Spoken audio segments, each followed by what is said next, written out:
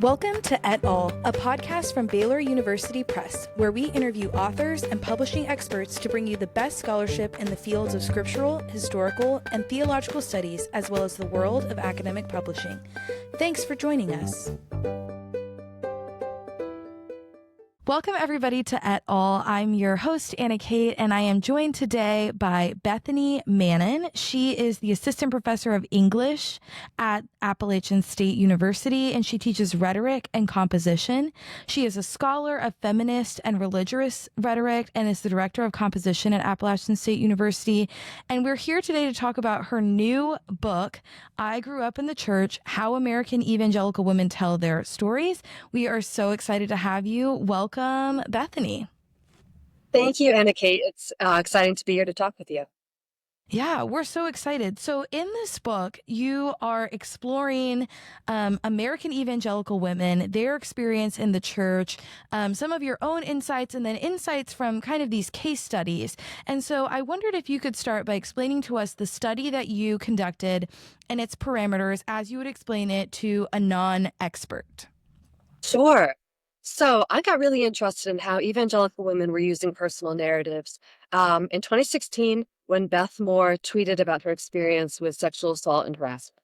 And that just seemed to me like a really bold and really meaningful thing to do. And it kind of just set off this discovery of all these other memoirs that had been written. I sort of knew that was a popular, burgeoning genre that readers and writers both loved, kind of in a secular world, and I discovered how meaningful and popular it was in the evangelical world as well.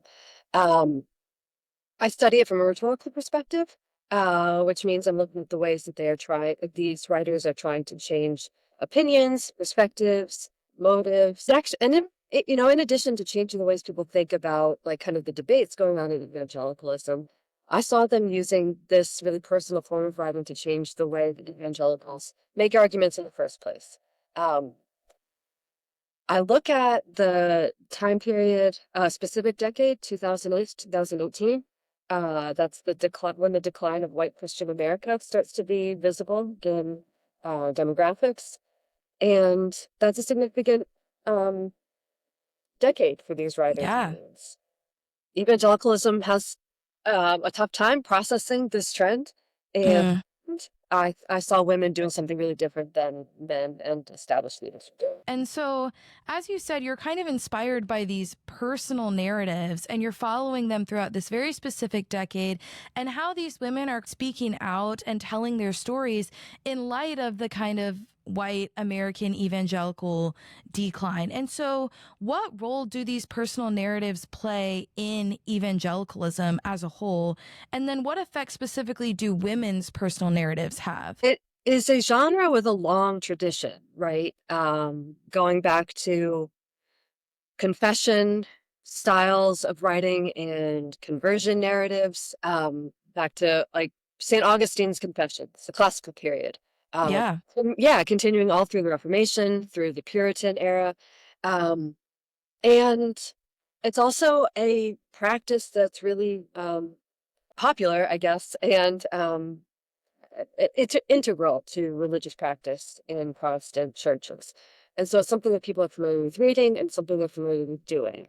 And significantly for women who don't typically have access, until recently, almost never had access to preaching or leadership.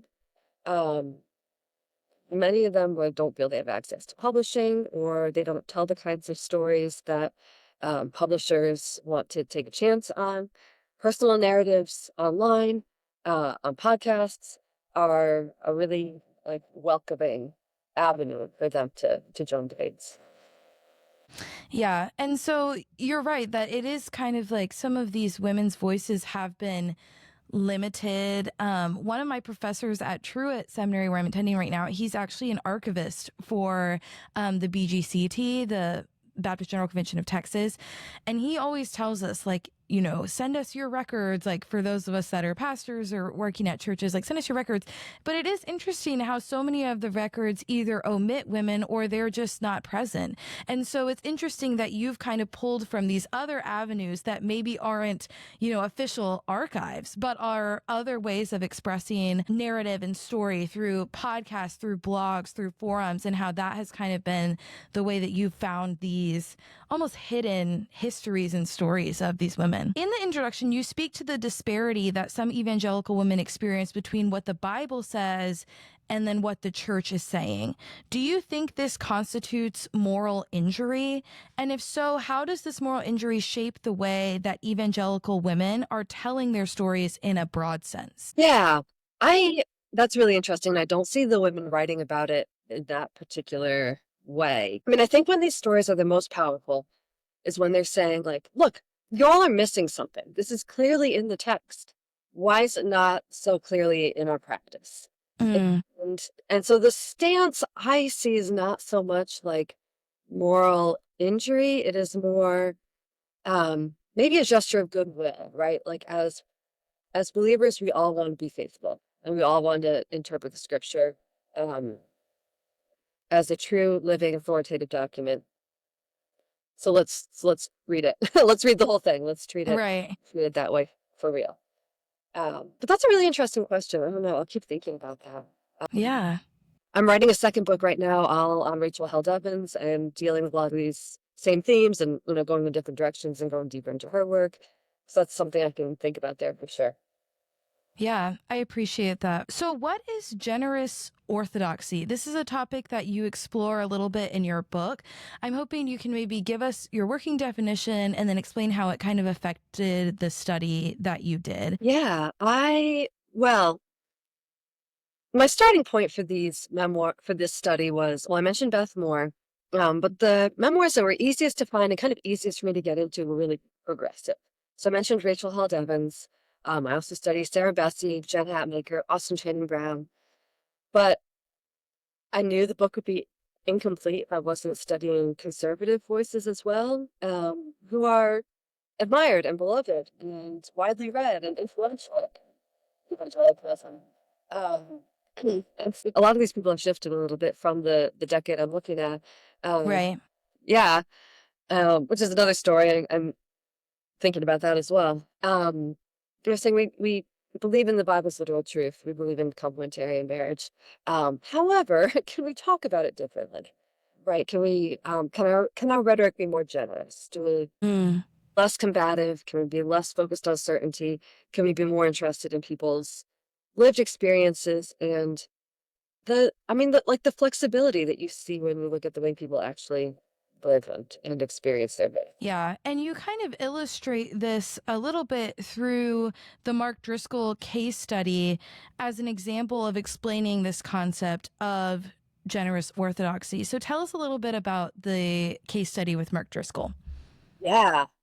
So, I think this will be really widely known to a lot of listeners, but I'll just recap quickly, right? He was the Yeah. pastor at Mars Hill Church in Seattle, which grew astronomically and gained a lot of attention because it was attracting so many attendees in a really unchurched city. Um, and then had a dramatic and pretty stunning decline once people started noticing his misogynistic, combative, um, sexually weird, sometimes some Right. plagiarized rhetoric. Um, and there it was a line on the podcast, The Rise and Fall of Mars Hill, um, where someone says the blogs are where this all went down. And to me, that was really interesting, right? When people are suddenly sharing, like, so I was in this church, or I have read his work, and this is not what we as a community of believers, I think, really embrace, right?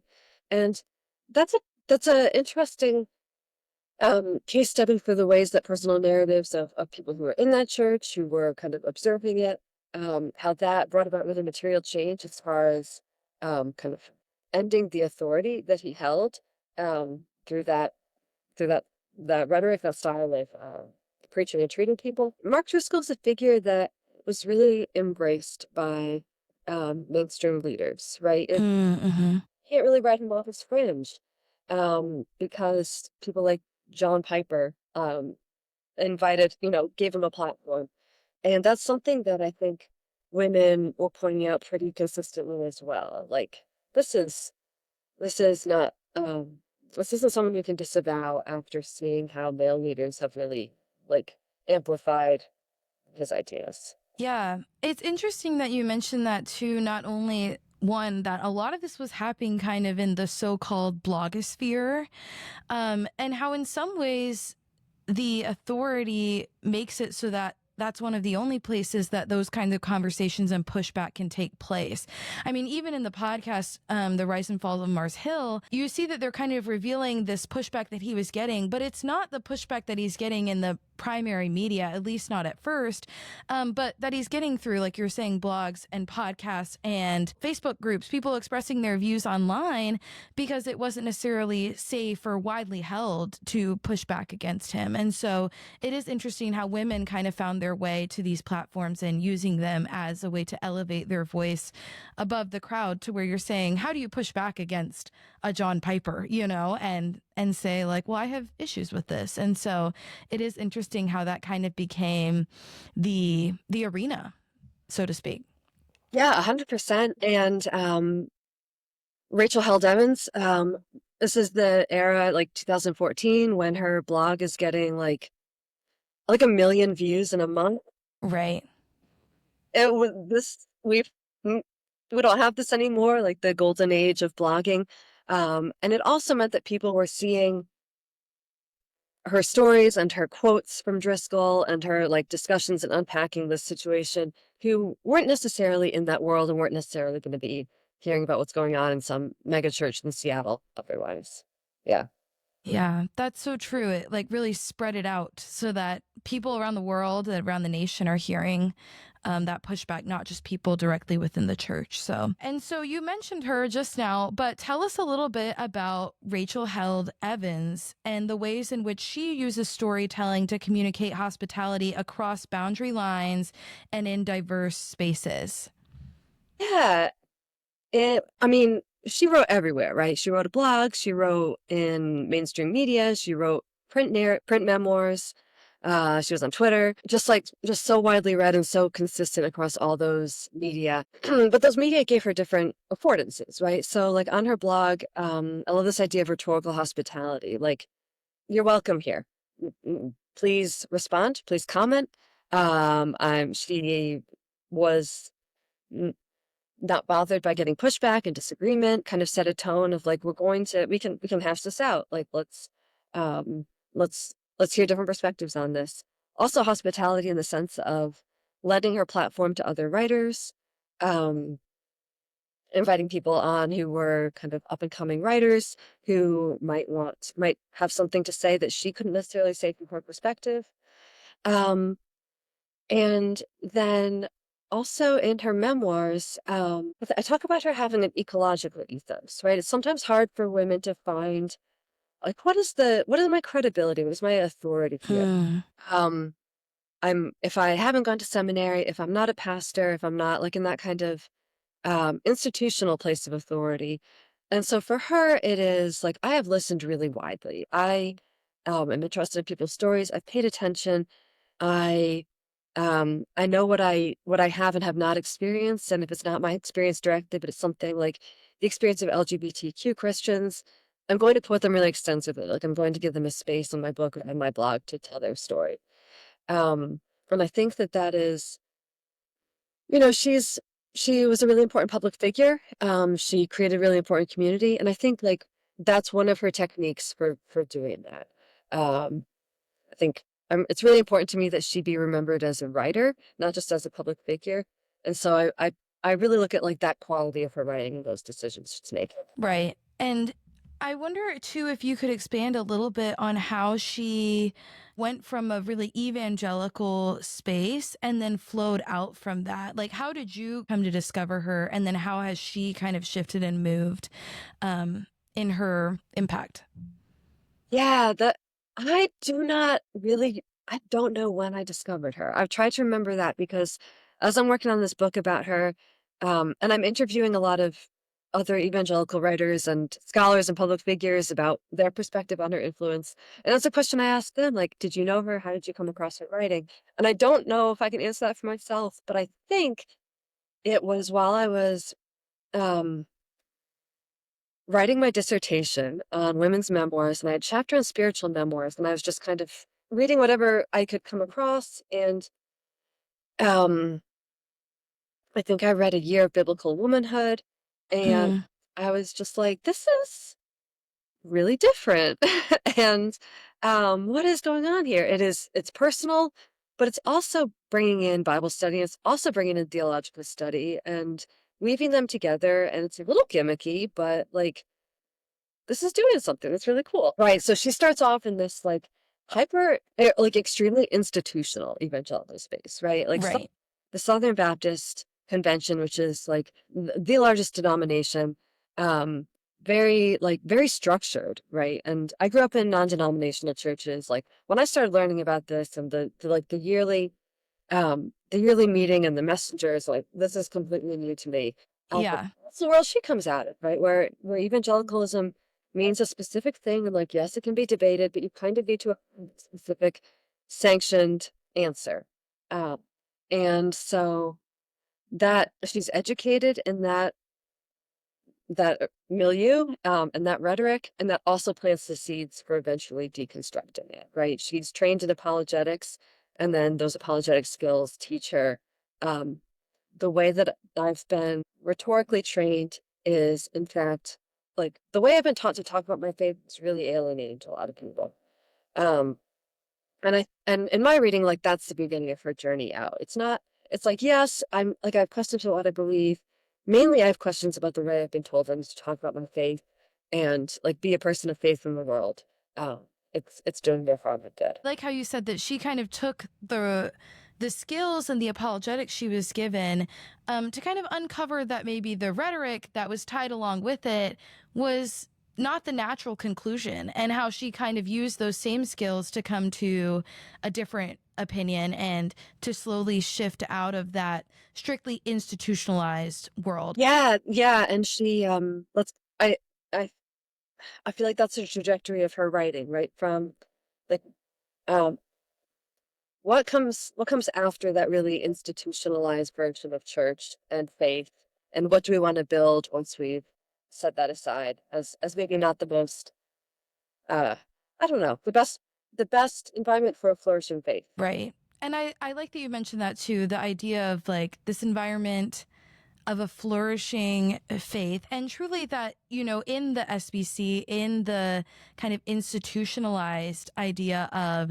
the church, and this is what it looks like, and there's a black and white and a right and wrong, that there isn't really that freedom to explore those more experiential stories. And so I think what you do in this book is just so masterful in taking these narratives, not only Rachel Held Evans, but others, and exploring the way in which they have explored and come to faith on their own right, outside of these kind of strict institutional walls. And so, in what ways are online spaces conducive to this type of dialogue, and what hindrances are there as well? Man, yeah, that what hindrances are there? I think that, that in 2017 there was an article that Tish Harrison Warren published where I think the title is like who's in charge of the Christian blogosphere or the Christian women's blogosphere, where she that like you have all these women who are gaining massive followings and being treated as spiritual authorities because they're great writers and they're great at using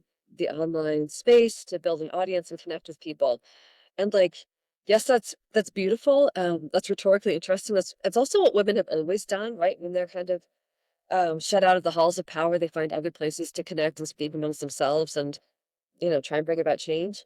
Um, but she's kind of right. I think women like Rachel Held Evans and Sarah Bessey and Jen Hatmaker kind of got their hackles up when she published that because they were like, that's not what we're trying to do, right? We're not trying to be spiritual authorities. We're trying to like foster this community and this discourse.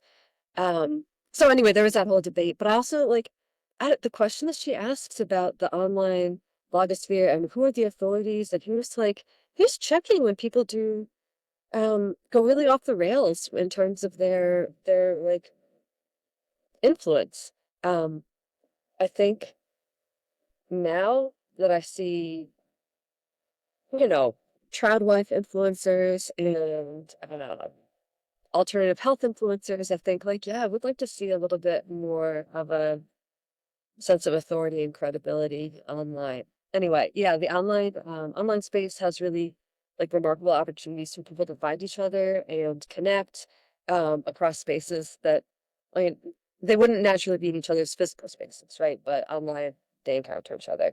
Um, on Evans's blog, there are places where like people come into her comments and say, I'm an atheist, but I'm really what you're saying. And like, when is that going to happen in the physical world? I mean, Right.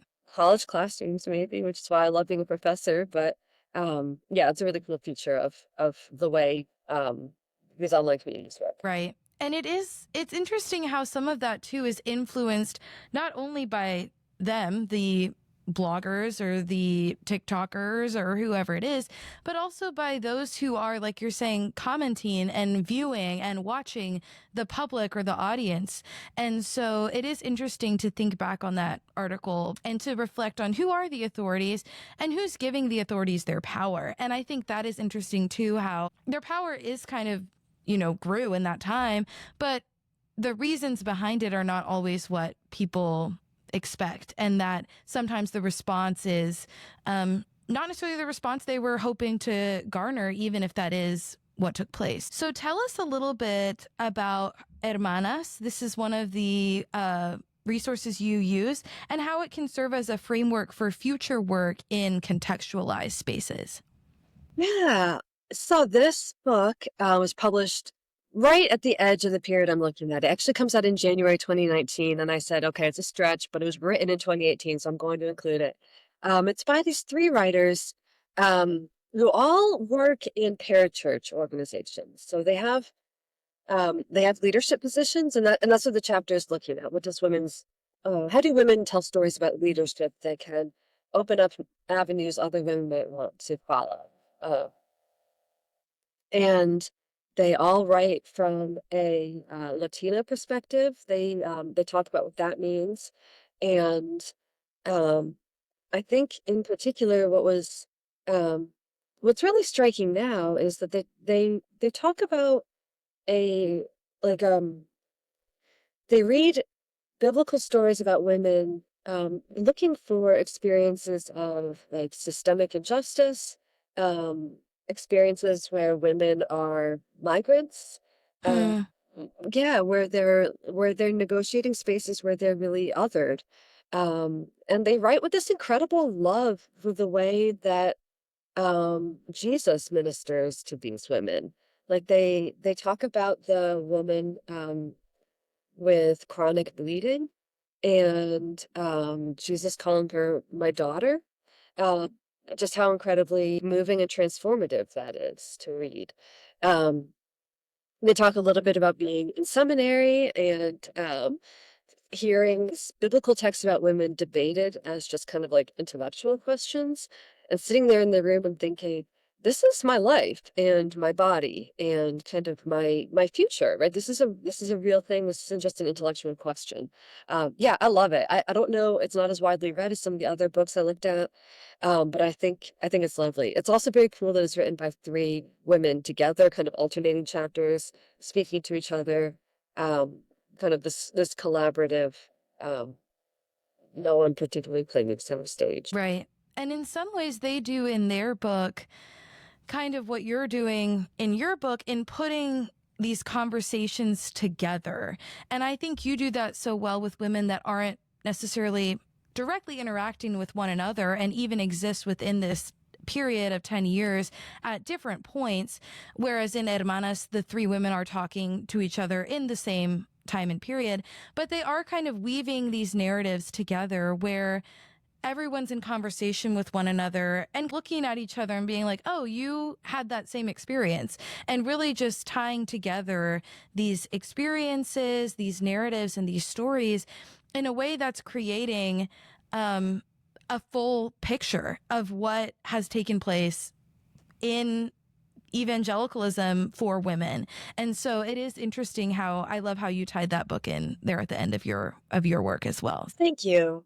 Yeah, and with that book, I thought, I think one of the ways that personal narrative gets its rhetorical power is the ways it resonates with different like um, cultural practices. And so in that book, I look at how they're using Latino theology and the practice of testimonio, and how this contrasts a little bit with the white evangelical rhetoric that I think um, is probably pretty dominant. Right. Yeah. So, how can our listeners better tell and listen to personal narratives, both men and women? Love that question. Thank you. Yeah. There's a book by Alan Jacobs um, called Looking Before and After, where he talks about telling better stories, telling better personal narratives. And in one of his chapters, he tells his like coming to faith story, and he prefaces it by saying like it's a really bad conversion story. Like I never had the dramatic moment, right? Sure. Yeah. But like, yeah, like why is that the convention? Why is that so prized? Why do people try and like even try and fit their authentic stories into this I once was lost but now I'm found kind of framework? Uh, can we learn to listen for stories of like faithful growth and pursuit of God over time? Can we maybe more attuned to the ways that Christians have learned from the secular world, right? Some of the women I'm studying are like have they give a lot of credit to the women's movement, like the feminist movements in this country that have made great strides forward for women. So for listeners, I think start paying attention to the ways that narratives like confession and giving your testimony are being used in your communities. Are there kind of formulas that people are following that you think maybe you should follow, but that maybe are only partial stories, right? Um, can we prize stories that are more open-ended, a little more messy? Yeah, I appreciate that. And I wonder, are there any specific ways that you think that men can kind of in their roles support and lift up women in evangelical spaces? Oh man, I think a lot of men do. I definitely see that. I think I would say seek out women's stories and read them just um, without looking for a moral, without Hmm.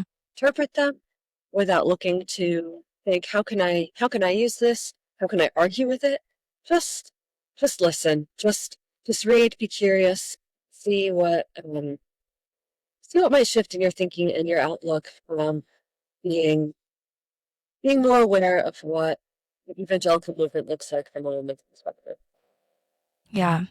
Well, Bethany, thank you so much for being on the podcast today. Thank you for your faithful work in I Grew Up in the Church. If you, as a listener, are looking to purchase Bethany's book, please go to BaylorPress.com to order your copy. We are just so honored that you are here today, Bethany. Thank you. Thank you so much. I really enjoyed talking with you. Yeah, this was great. I appreciate it. Thank you. Thank you for listening to Et Al, a podcast from Baylor University Press. We hope you've enjoyed today's episode. Make sure to like, comment, and subscribe to keep up with the latest from Et Al.